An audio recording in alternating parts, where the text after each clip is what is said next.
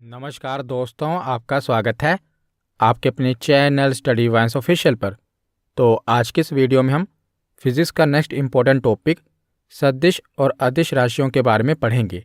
तो इस वीडियो में हम जो महत्वपूर्ण सदिश और अदिश राशियां हैं उनके बारे में पहले पढ़ेंगे और जो आजकल इनसे न्यूमेरिकल क्वेश्चन बनते हैं वो भी हम देखेंगे। ये टॉपिक बहुत ही इम्पोर्टेंट है, यहाँ से लगभग सभी परीक्षाओं में प्रश्न बनता ही है। तो पहले हम पूरे टॉपिक को अच्छे से कवर करेंगे और लास्ट में प्रीवियस ईयर क्वेश्चन भी कवर करेंगे। तो पहले आप पूरी वीडियो को अच्छे से देखें और लास्ट में प्रीवियस ईयर क्वेश्चन जरूर अटेम्प्ट करें। तो चलिए बिना देरी किए हुए वीडियो को शुरू करते हैं। तो चलिए वीडियो की शुरुआत करते हैं। तो सदिश और अदिश ये राशियां हैं क्या, यानी कि वेक्टर और स्केलर क्वांटिटीज़ है क्या। तो ये भौतिक राशियों के प्रकार हैं। तो आखिर भौतिक राशि क्या है? तो वह राशि जिसका मापन किया जा सके। पिछली वीडियो में मैंने आपको बताया था कि जिसका मेजरमेंट किया जा सके उसे भौतिक राशि कहते हैं। जैसे कि ऊंचाई, तापमान, भार, इसको हम मेज़र कर सकते हैं ना, कि आपकी ऊंचाई कितनी है, हम न्यूमेरिकल फॉर्म में बता सकते हैं। तो इसे क्या कहा जाएगा? फिजिकल क्वांटिटी कहा जाएगा, भौतिक राशि कहा जाएगा। और सदिश और अदिश राशियाँ भौतिक राशियों के ही प्रकार हैं। तो भौतिक राशियों को दिशा, परिमाण व मात्रा के आधार पर निम्न वर्गों में वर्गीकृत किया गया है। तो भौतिक राशियों को दो भागों में बांटा गया है। पहला है मापन और मात्रा के आधार पर, यानी कि मेजरमेंट और यूनिट के आधार पर। तो पिछली वीडियो में हमने ये वाला पार्ट कवर कर लिया है, मापन और मात्रा के आधार पर कवर कर लिया है। अगर आपने वो वीडियो नहीं देखी तो फिजिक्स की प्लेलिस्ट में जाकर जरूर देख लेना। तो आज की इस वीडियो में हम भौतिक राशियों का जो दूसरा भाग है, दिशा और परिमाण के आधार पर, डायरेक्शन और मैग्नीट्यूड के आधार पर, इसको देखेंगे। तो दिशा और परिमाण के आधार पर भौतिक राशियों को दो भागों में बांटा गया है, सदिश राशि वेक्टर क्वांटिटीज़ और अदिश राशि स्केलर क्वांटिटीज़। तो दिशा और परिमाण के आधार पर भौतिक राशियों को दो भागों में बांटा गया है। तो सबसे पहले है सदिश राशियाँ, यानी कि वेक्टर क्वांटिटीज़। तो सदिश राशियाँ कौन सी होती हैं? तो ऐसी भौतिक राशियाँ जिनको व्यक्त करने के लिए परिमाण के साथ साथ दिशा की भी आवश्यकता होती हो, सदिश राशियाँ कहलाती हैं। तो परिमाण क्या होता है? तो परिमाण यानी कि न्यूमेरिकल वैल्यू, जो संख्यात्मक मान होता है। जैसे आपसे पूछा जाए कि आपका वजन कितना है, तो मान लीजिए आपका वजन 50 किलोग्राम है, तो आप कहेंगे कि मेरा वजन 50 किलोग्राम है। तो 50 किलोग्राम में जो 50 है ना, ये मैग्नीट्यूड है, परिमाण है। जो भी न्यूमेरिकल वैल्यू होगी ना, उसी को परिमाण कहा जाएगा। तो सदिश राशियाँ कौन सी होती हैं? तो जिनमें परिमाण के साथ साथ दिशा की भी आवश्यकता होती हो, मैग्नीट्यूड के साथ साथ डायरेक्शन की भी आवश्यकता हो, उसे सदिश राशियाँ कहेंगे। इनके उदाहरण हम आगे देखेंगे, पहले हम इनकी परिभाषा पढ़ रहे हैं। तो सदिश के बाद है अदिश राशियाँ स्केलर क्वांटिटीज़। तो अदिश राशियाँ कौन सी होती हैं? तो ऐसी भौतिक राशियाँ जिनको व्यक्त करने के लिए केवल परिमाण की आवश्यकता होती हो, दिशा की नहीं, उन्हें अदिश राशियाँ कहते हैं।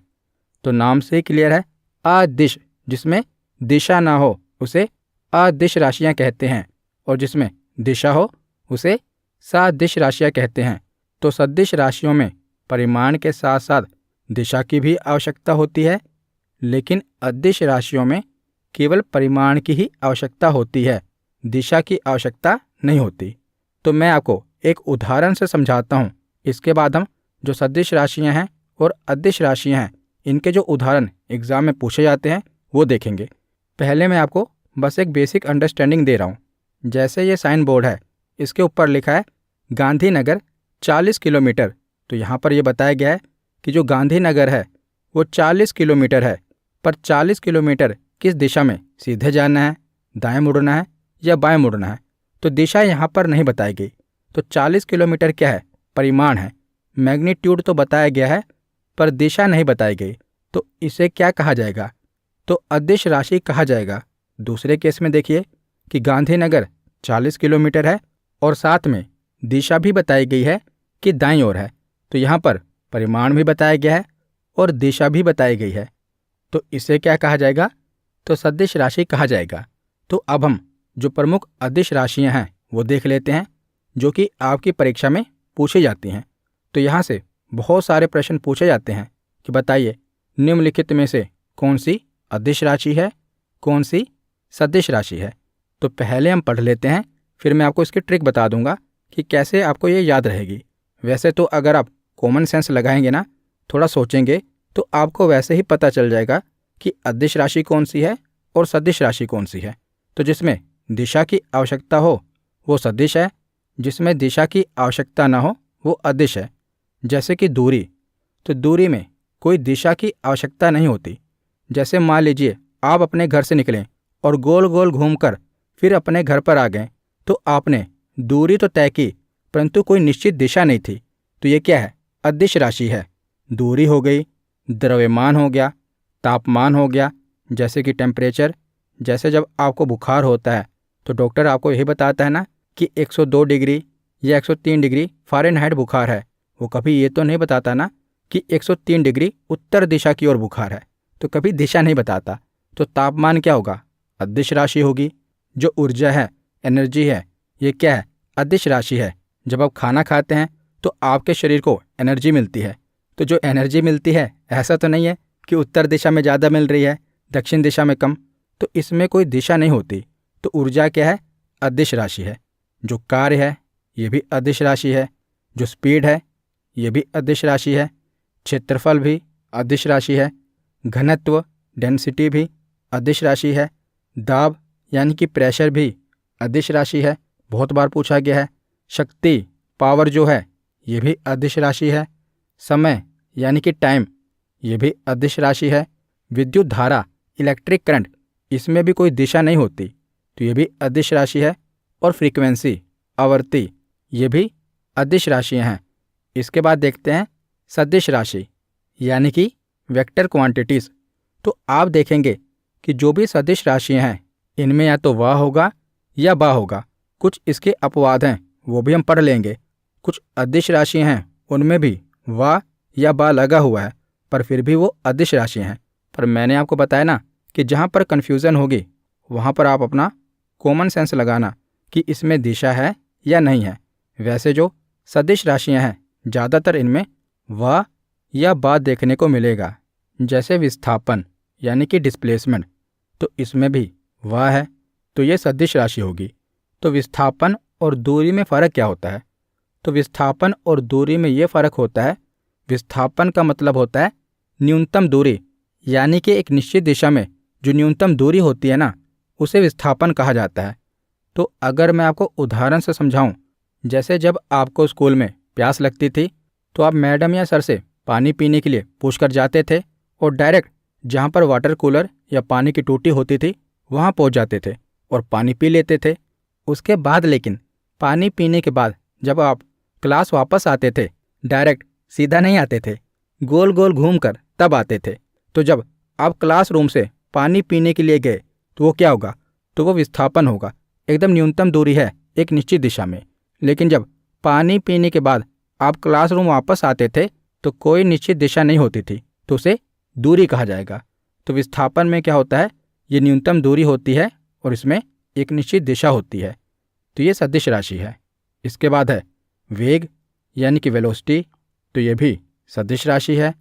त्वरण यानी कि एक्सेलरेशन, आप देख रहे हैं कि सब में वह है, तो विस्थापन वेग में भी वह है, त्वरण में भी वह है, तो ये क्या है? ये सदिश राशि है। संवेग, इसमें भी वह है। मोमेंटम, तो ये भी सदिश राशि है। भार, इसमें वह नहीं है लेकिन ये सदिश राशि है। तो किसी भी चीज़ का वेट कैसे आ रहा है? जैसे आपका ही शरीर है, आपका भार कैसे आ रहा है? क्योंकि जो पृथ्वी का गुरुत्वाकर्षण बल है वो किसी भी वस्तु को नीचे की ओर खींच रहा है ना, तभी तो उसका वेट आ रहा है। तो भार क्या है? सदिश राशि है। आवेग, ये भी सदिश राशि है। बल यानी कि फोर्स, ये भी सदिश राशि है। तो मैंने आपको बताया कि या तो वाह होगा या तो बा होगा, तो ये भी सदिश राशि है। तो कोणीय विस्थापन, तो अगर विस्थापन सदिश राशि है तो कोणीय विस्थापन भी सदिश राशि ही होगी। कोणीय वेग, ये भी सदिश राशि है। कोणीय त्वरण, ये भी सदिश राशि है। कोणीय संवेग, ये भी सदिश राशि है। और चुंबकीय क्षेत्र, इसमें बा है, ये भी सदिश राशि है। तो देखिए, जो अदिश राशि है ना, इसमें आप देखेंगे तो घनत्व, दाब, विद्युत धारा और आवर्ती, इनमें वा और बा देखने को मिलेगा। लेकिन ये अदिश राशियाँ हैं, इनमें वा और बा तो है, लेकिन ये अदिश राशि हैं। और द्रव्यमान में भी आधा वा है, तो ये तो आधा वा है, तो ये वैसे भी अदिश राशि होगी। जिसमें आप पूरा वा या बा देख रहे हैं तो घनत्व, तो जो डेंसिटी होती है, इसमें कोई दिशा नहीं होती, तो ये तो अदिश राशि है। प्रेशर में भी कोई दिशा नहीं होती। और जो इलेक्ट्रिसिटी करंट है, यानी कि विद्युत धारा है, तो विद्युत धारा में भी कोई दिशा नहीं होती। और आवर्ती में भी कोई दिशा नहीं होती। तो ज़्यादातर जो भी भौतिक राशियां हैं जिनमें वा या बा लगा होगा, तो क्या होंगी, वो सदिश राशियां होंगी। तो इसके बाद आगे हम सदिशों का निरूपण देख लेते हैं, यानी कि वेक्टर क्वांटिटीज़ का रिप्रेजेंटेशन देख लेते हैं। तो सदिशों को निरूपित करने के लिए, उनको रिप्रेजेंट करने के लिए किसी भी भौतिक राशि के ऊपर तीर के चिन्ह का प्रयोग किया जाता है। और यहाँ पर जो तीर का माथा होता है, उसकी दिशा को बताता है। तो मैंने आपको बताया ना कि जो सदिश राशियाँ होती हैं उनमें परिमाण भी होता है और डायरेक्शन भी होती है। तो वेक्टर को रिप्रेजेंट करने के लिए क्या किया जाता है कि डायरेक्शन को बताने के लिए जो भी क्वांटिटी होती है ना, उसके ऊपर तीर के चिन्ह का प्रयोग किया जाता है। जैसे आप देख रहे हैं कि ए के ऊपर तीर के चिन्ह का प्रयोग किया गया है, तो अब इसे ए वेक्टर कहा जाएगा, ए सदिश कहा जाएगा। तो आगे हम सदिशों के बीजगणित के बारे में पढ़ लेते हैं। तो जो अदिश राशियां होती हैं उनका बीजगणित नहीं होता, उनका जो जोड़ घटाव होता है वो सीधा सीधा हो जाता है। जैसे 2 + 3 5 होते हैं, तो अदिशों का जोड़ ऐसे ही होता है। जो अदिश राशियां होंगी उनका जोड़ आएगा तो ऐसे आएगा, 2 + 3 तो 5। इसीलिए अदिश राशियों का बीजगणित नहीं पूछा जाता। लेकिन सदिश राशियों का बीजगणित पूछा जाता है, क्योंकि ये निकालना पड़ता है। तो जो वेक्टर अलजेब्रा है, सदिशों का बीजगणित है, ये 2 तरह से निकलता है। पहला है सदिशों के जोड़ का नियम और दूसरा है सदिशों का गुणनफल। पहला तरीका है एडिशन ऑफ वेक्टर और दूसरा तरीका है मल्टीप्लिकेशन ऑफ वेक्टर। तो अब जो भी मैं आपको ये न्यूमेरिकल बताऊंगा, ये आपकी परीक्षा के लिए इम्पोर्टेंट है। तो सबसे पहले हम जो सदिशों का जोड़ का नियम है वो देख लेते हैं। तो सदिशों के जोड़ के नियम में भी 2 प्रकार हैं। पहला है त्रिभुज का नियम, लॉ ऑफ ट्रायंगल। तो ये तो बहुत ही आसान है, इसमें कुछ नहीं करना।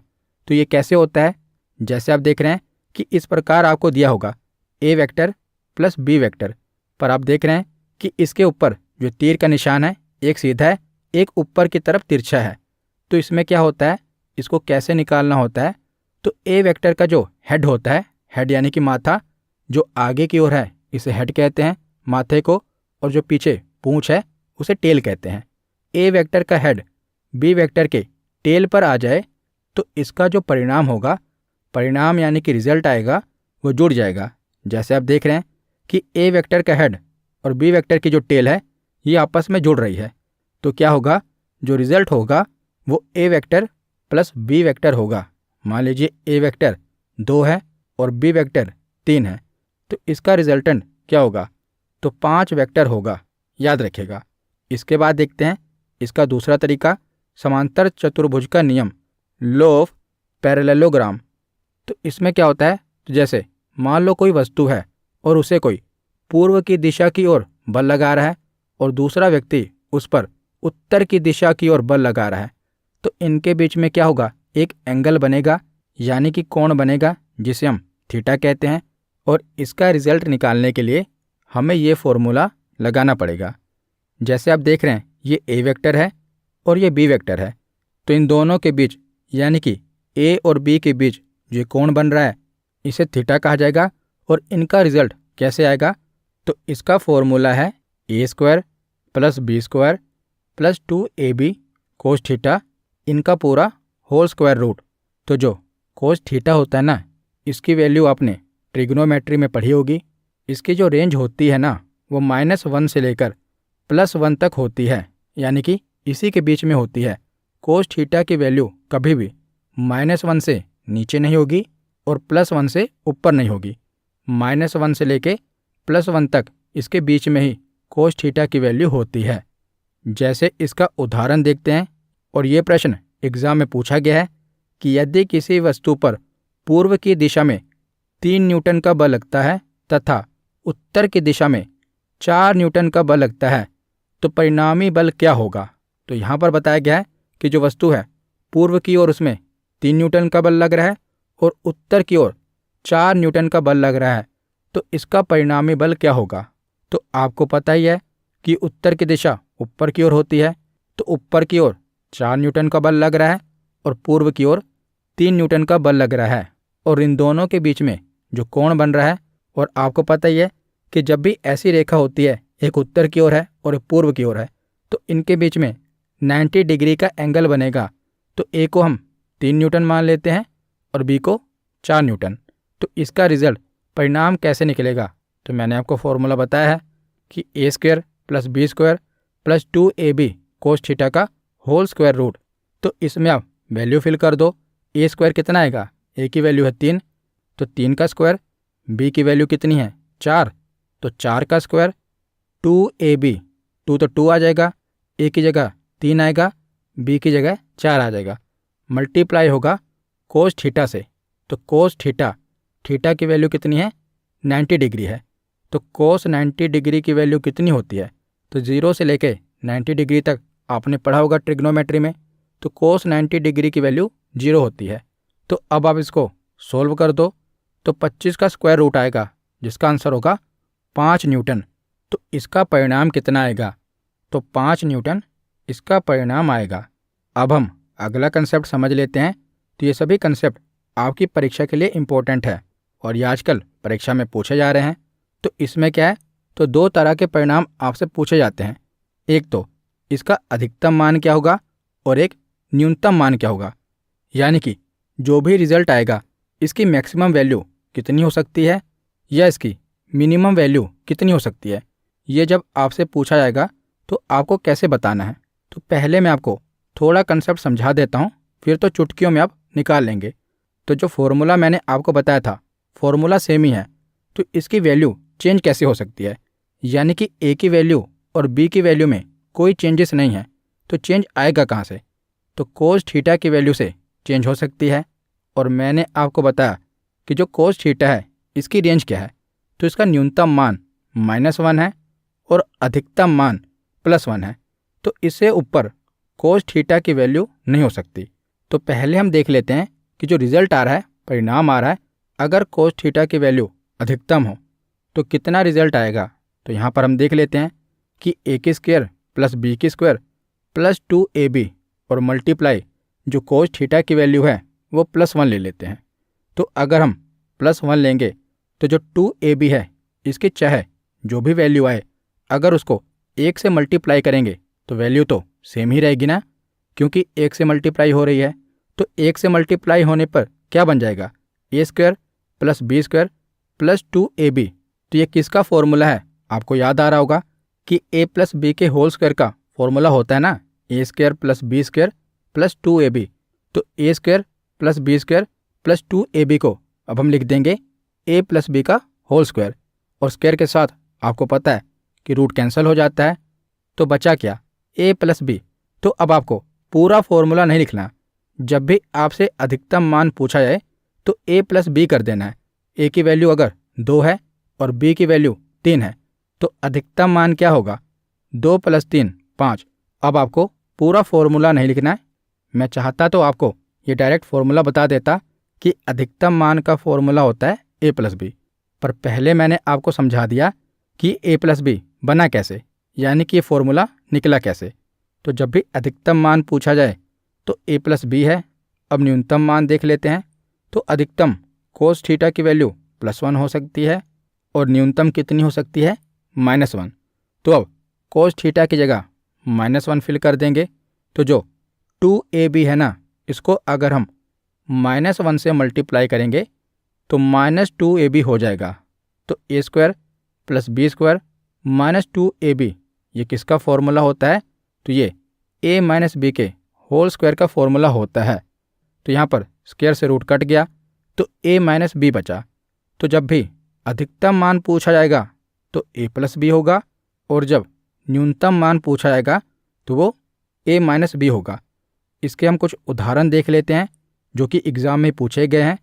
तो जैसे कि प्रश्न है कि 12 न्यूटन तथा 8 न्यूटन परिमाण के दो बल एक वस्तु पर कार्यरत हैं और वस्तु पर लगने वाला परिणामी बल का अधिकतम मान क्या होगा।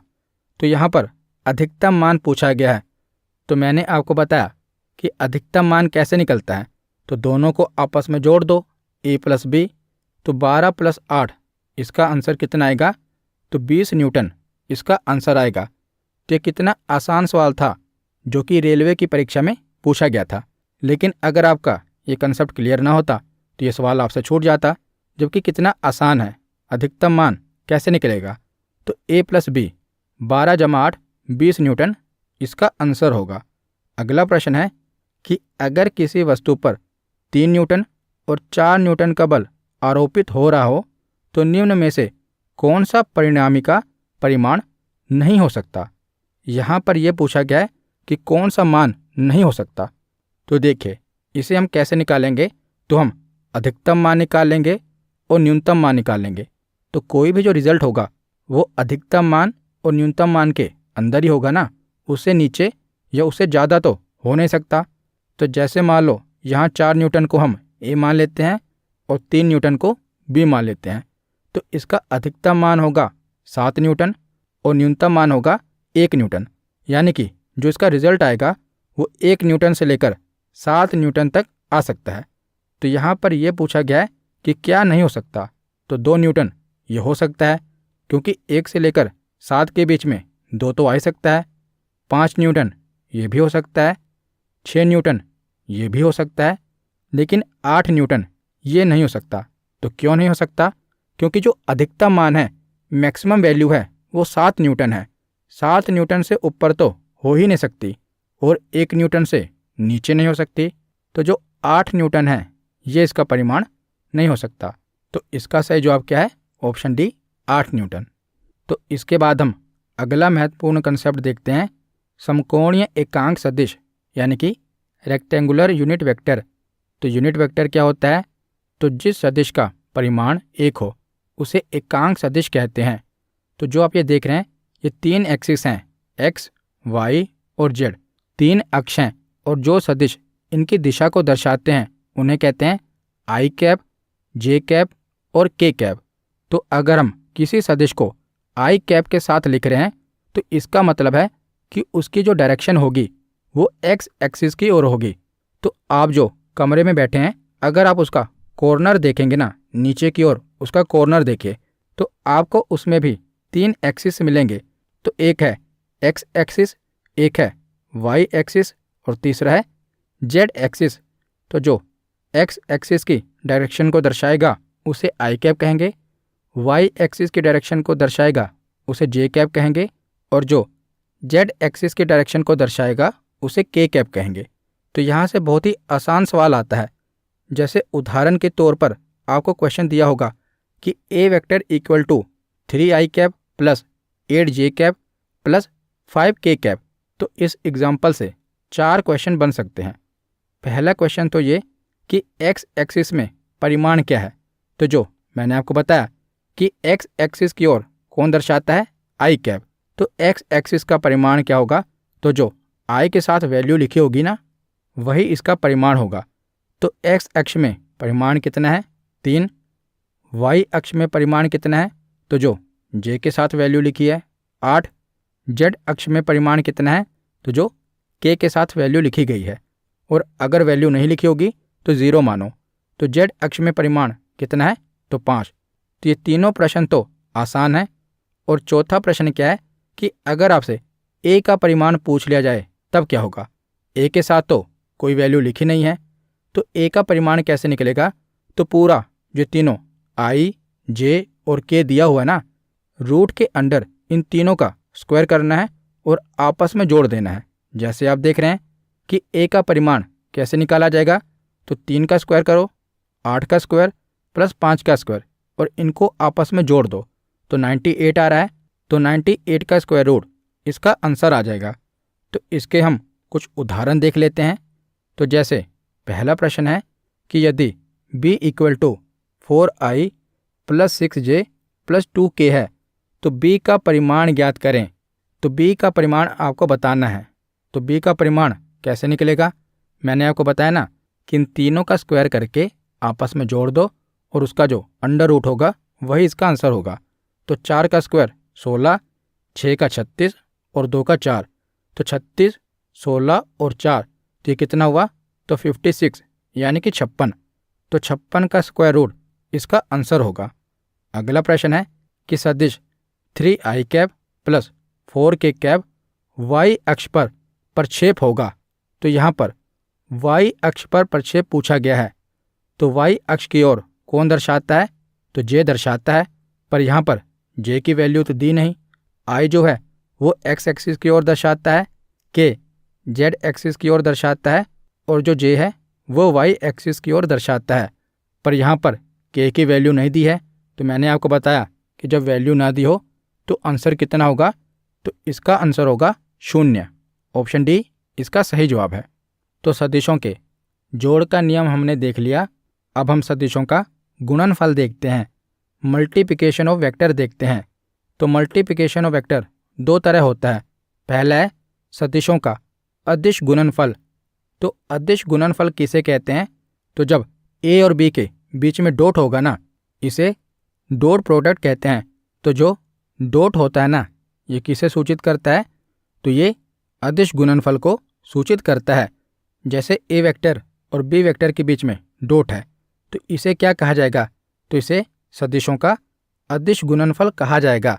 तो यदि कोई दो सदिश a और b एक दूसरे से थीटा कोण पर हों तो उसका अदिश गुणनफल a vector dot product b vector equal to ab cos theta होता है। यहाँ पर जो थीटा है वो a और b के बीच का कोण है। इसका उदाहरण हम आगे अभी देख लेंगे। तो सदिशों का जो अदिश गुणनफल होगा ना, तो जो रिजल्ट आएगा वो एक अदिश राशि होगी। तो सदिशों का अदिश गुणनफल एक अदिश राशि होती है, याद रखेगा। और दूसरा तरीका क्या है? सदिशों का सदिश गुणनफल। तो सदिशों के सदिश गुणनफल को क्रॉस प्रोडक्ट से सूचित किया जाता है। पीछे हमने देखा कि अगर अदिश गुणनफल बताना है तो वहाँ पर डॉट होगा, और अगर सदिश गुणनफल बताना है तो यहाँ पर क्रॉस का साइन होगा। तो a vector cross b vector ये क्या होगा? ये सदिशों का सदिश गुणनफल है। और याद रखेगा कि अगर सदिशों का सदिश गुणनफल होता है तो वो एक सदिश राशि होती है। ये भी परीक्षा में पूछा गया है कि सदिशों का सदिश गुणनफल एक सदिश राशि होती है और सदिशों का अदिश गुणनफल एक अदिश राशि होती है। अदिश गुणनफल को डॉट से सूचित किया जाता है और सदिश गुणनफल को क्रॉस से सूचित किया जाता है। तो इसका उदाहरण देख लेते हैं जो कि एग्जाम में पूछा गया था कि यदि a वेक्टर बराबर 3i plus 4j plus 8k हो और b वेक्टर बराबर 4i plus 6j plus 9k हो तो a और b का अदिश गुणनफल क्या होगा? तो कुछ नहीं करना, बस इसको आपको दर्शाना a डॉट b से है। तो दोनों ही केस में मल्टीप्लाई ही होता है। a डॉट b का मतलब भी मल्टीप्लाई है, a क्रॉस b का मतलब भी मल्टीप्लाई होता है। तो अदिशों का गुणनफल कैसे निकालेंगे? तो जो i है ना, इसको i से ही मल्टीप्लाई कर दो। जैसे 3 को 4 से मल्टीप्लाई कर दो 12 आएगा, 4 को 6 से मल्टीप्लाई कर दो 24, 8 को 9 से मल्टीप्लाई कर दो तो 72, और इनके बीच में जो भी साइन हो यानी कि प्लस का या माइनस का, उसी अकॉर्डिंग इसे कैलकुलेट कर लो। तो यहाँ पर आप देख रहे हैं कि प्लस का साइन है तो इन तीनों को आपस में जोड़ लो तो इसका आंसर क्या आएगा? तो 108। तो यहाँ पर हमारा थ्योरी सेक्शन कंप्लीट होता है। अब हम प्रीवियस ईयर क्वेश्चन देखते हैं। तो पहला प्रश्न है कि एक अदिश राशि में डैश होती है। तो अदिश राशि में केवल परिमाण होता है लेकिन कोई विशेष दिशा नहीं होती, या केवल दिशा होती है, या परिमाण और दिशा दोनों होते हैं, और चौथा ऑप्शन है कि ना तो परिमाण होता है और ना ही दिशा होती है। तो जो अदिश राशि होती है इसमें परिमाण तो होता है लेकिन दिशा नहीं होती। तो इसका सही जवाब होगा ऑप्शन ए। अगला प्रश्न है कि निम्न में से सदिश राशि को पहचानिए। ताप, दाब, संवेग और दूरी, इनमें से सदिश राशि कौन सी है? तो जो संवेग है ना, ये सदिश राशि है। ताप, दाब और दूरी, ये तीनों ही अदिश राशियां हैं। तो इसका सही जवाब होगा ऑप्शन सी। अगला प्रश्न है कि अदिश राशि के उदाहरण हैं। तो अदिश राशि के उदाहरण कौन से हैं? तो जो सदिश राशियां होती हैं, मैंने आपको बताया कि उनमें व या ब होता है, लेकिन ज़्यादातर अदिश राशियों में व या ब नहीं होता। तो आप देख ही रहे हैं कि जो तापमान है इसमें व या ब नहीं है। तो तापमान क्या होता है? तो अदिश राशि होती है, और वैसे भी तापमान में किसी दिशा की आवश्यकता नहीं होती। तो इसका सही जवाब क्या होगा? Option C. अगला प्रश्न है कि निम्नलिखित में से किस समूह में सभी राशियां सदिश हैं? तो कौन सा ऐसा समूह है जिसमें सारी राशियां सदिश हैं? तो इसका सही जवाब होगा ऑप्शन सी। वेग, त्वरण और बल, तीनों में व और ब है, तो ये सदिश राशियां हैं। तो ऑप्शन सी इसका सही जवाब है।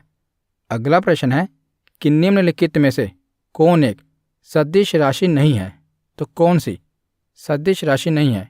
संवेग, वेग, कोणीय वेग या द्रव्यमान? तो द्रव्यमान में आधा व है, मैंने आपको बताया था। जो द्रव्यमान है ये सदिश राशि नहीं है, ये अदिश राशि है। तो ऑप्शन डी इसका सही जवाब है। अगला प्रश्न है कि दो सदिशों का गुणनफल होता है सदिश, अदिश, सदिश या अदिश, या इनमें से कोई नहीं। तो दो सदिशों का गुणनफल क्या होता है? यहाँ पर यह नहीं बताया गया कि सदिश का सदिश से गुणनफल है या सदिश का अदिश से गुणनफल है। यहाँ पर यह पूछा गया है कि सदिशों का गुणनफल क्या होता है। तो सदिशों का गुणनफल सदिश भी हो सकता है और अदिश भी हो सकता है। तो ऑप्शन सी इसका सही जवाब है। अगला प्रश्न है कि 12 न्यूटन तथा 8 न्यूटन परिमाण के दो बल एक वस्तु पर कार्यरत हैं, तो वस्तु पर लगने वाले परिणामी बल का अधिकतम मान क्या होगा? तो यहाँ पर अधिकतम मान पूछा गया है। तो अधिकतम मान कैसे निकालेंगे? दोनों को आपस में जोड़कर। तो 12 + 8 कितना आएगा? तो 20 न्यूटन इसका सही जवाब होगा। तो ऑप्शन बी इसका सही जवाब है। अगला प्रश्न है कि यदि कि b = 4i + 6j + 2k हो तो b का परिमाण ज्ञात करें। तो यहाँ पर b का परिमाण पूछा गया है, तो सबका स्क्वायर करके आपस में जोड़ दो और इनका स्क्वायर रूट इसका आंसर होगा। तो 4 का स्क्वायर 16, 6 का 36 और 2 का 4। तो 16 + 36 + 4 कितने हुए? 56। तो इसका सही जवाब होगा 56 का स्क्वायर रूट। तो ऑप्शन बी इसका सही जवाब है। तो अगला प्रश्न है कि a वेक्टर = 3i + 4j, इसका परिमाण क्या होगा? तो यहाँ पर इसका परिमाण पूछा गया है, तो अगर k की वैल्यू नहीं दी है तो उसे हम 0 मानेंगे। तो इनका परिमाण पूछा गया है, तो इसमें भी इनका स्क्वायर रूट करके अंडर रूट इसका आंसर आएगा। तो 3 का स्क्वायर रूट कितना होता है? 9, और 4 का स्क्वायर रूट होता है 16।